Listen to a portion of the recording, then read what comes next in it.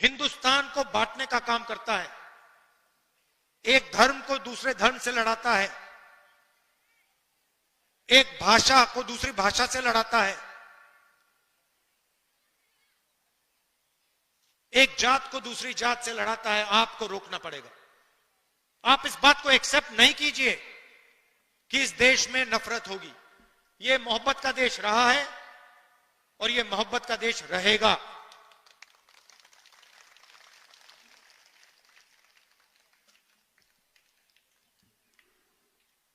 दूसरी बात, देश के सामने दो सबसे बड़े मुद्दे हैं। सबसे बड़ा मुद्दा बेरोजगारी।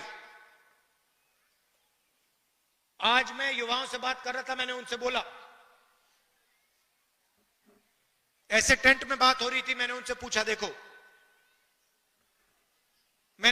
देखिए आप लोग सब पढ़ाई कर रहे हो, आप डिग्री ले रहे हो, ठीक है, आपको डिग्री मिल गई, हाथ उठा के मुझे दिखाओ, आप में से कितने लोग सोचते हो कि आपको डिग्री के बाद रोजगार मिलेगा? 100 बच्चे थे। आपको मालूम है कितने युवाओं ने हाथ उठाया? एक ने।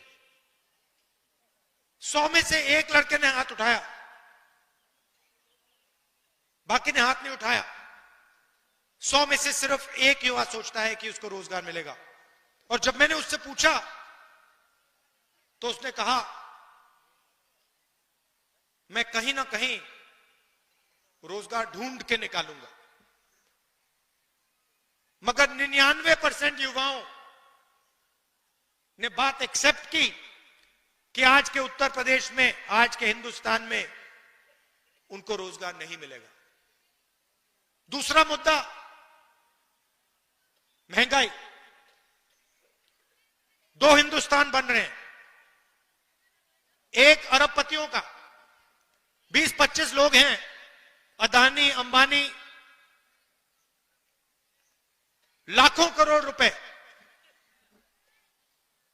जो भी उनको चाहिए उनको मिल जाता है। कोरोना के समय 1 लाख करोड़ रुपए का बैंक लोन माफ हुआ उनका, 16 लाख करोड़ रुपए उनके बैंक लोन माफ हुए हैं।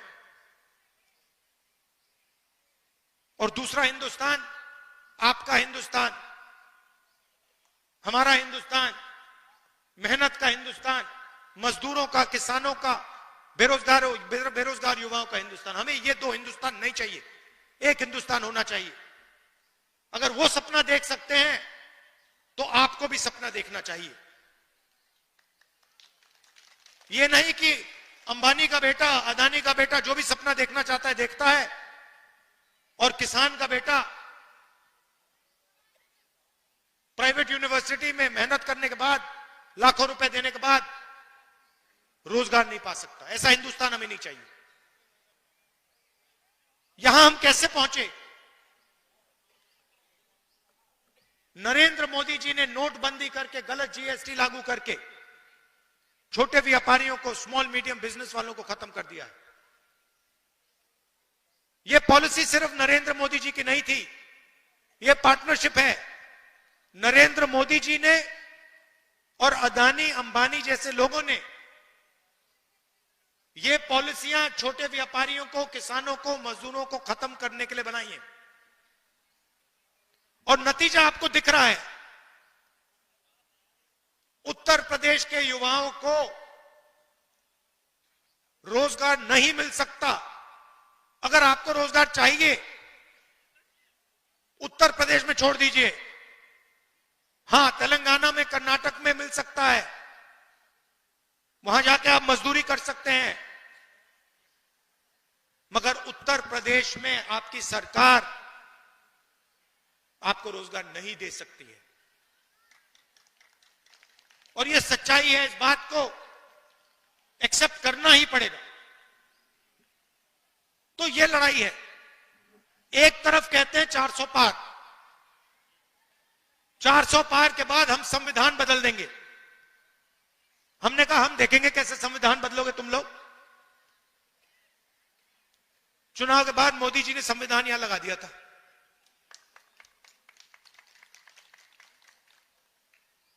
और महाराष्ट्र में चुनाव हुआ। आप परिवार के लोग हो तो बताना चाहता हूं आपको, तकरीबन लोकसभा और विधानसभा के बीच में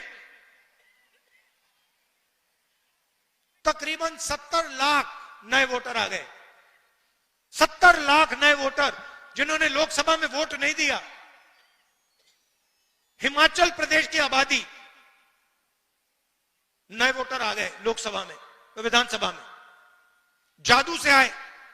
हमने इलेक्शन कमीशन से पूछा, भैया ये समझाओ ये 70 लाख लोग कहां से आए और हमें वोटर लिस्ट दो। इलेक्शन कमीशन ने आज तक जवाब नहीं दिया। मैंने पार्लियामेंट में बोला, पब्लिक मीटिंग में बोल रहा हूं कि हमें आंकड़े चाहिए। ये 70 लाख नए वोटर जो आए हैं, जिन्होंने लोकसभा में वोट नहीं दिया, विधानसभा में जादू से वोट मिल गया, हम चेक करना चाहते हैं ये लोग कौन है, हमें वोटर लिस्ट दीजिए। वोटर लिस्ट नहीं देनी। तो बात आप समझ गए हो हिंदुस्तान में आजकल हो क्या रहा है। ये राजनीति चल रही है, मगर हम किसी से डरते नहीं है। कांग्रेस पार्टी विचारधारा की पार्टी है और हमारे सब जो कार्यकर्ता हैं, आप लोग बब्बर शेर, आपके खून के अंदर हमारी विचारधारा है। आपके खून के अंदर हमारी विचारधारा है और आप इस विचारधारा को लेकर कांग्रेस पार्टी के लिए, संविधान के लिए और देश के लिए लड़ते हो, रोज लड़ते हो। इसके लिए मैं आपको दिल से धन्यवाद करना चाहता हूं। आपने लोकसभा के चुनाव में मेरा पूरा समर्थन किया, उसके लिए मैं आपको, रायबरेली की जनता को और आप सबको दिल से धन्यवाद करना चाहता हूं। और जो भी आपके मुद्दे हैं, जहां भी मेरी जरूरत हो, चाहे रायबरेली में, लोकसभा में, बाकी प्रदेशों में, मैं हाजिर हूं। जो भी आप मुझसे काम करवाना चाहते हो आप बताओ, मैं करने को तैयार हूं। और आखिरी बात, रायबरेली एक ऐसी कंस्टिट्यूएंसी है शायद पूरे हिंदुस्तान में जिसके 2 सांसद हैं। एक मैं हूं और एक प्रियंका है। तो कभी कभी उसको भी यहां बुला लिया करो। वो मुझे वायनाड बुलाती है, मैं जाता हूं। रायबरेली के भी वो सांसद हैं, उसको भी यहां बुलाया करो आप। बिल्कुल। और आप सबको बहुत बहुत धन्यवाद और मेरा प्यार। राजनीतिक रिश्ता नहीं है, पारिवारिक रिश्ता है हमारा। दिल से आपका धन्यवाद करता हूं। नमस्कार, जय हिंद। बहुत बहुत धन्यवाद आदरणीय जनप्रिय सांसद माननीय राहुल गांधी जी।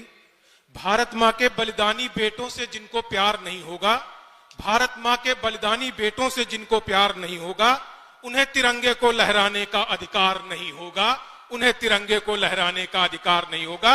माननीय मुख्य अतिथि महोदय के घर में आपके पिताजी ने शहादत दी है, गांधी परिवार ने शहादत दी है, और उस खून के रिश्ते का निर्वहन आज तक माननीय मुख्य अतिथि महोदय कर रहे हैं।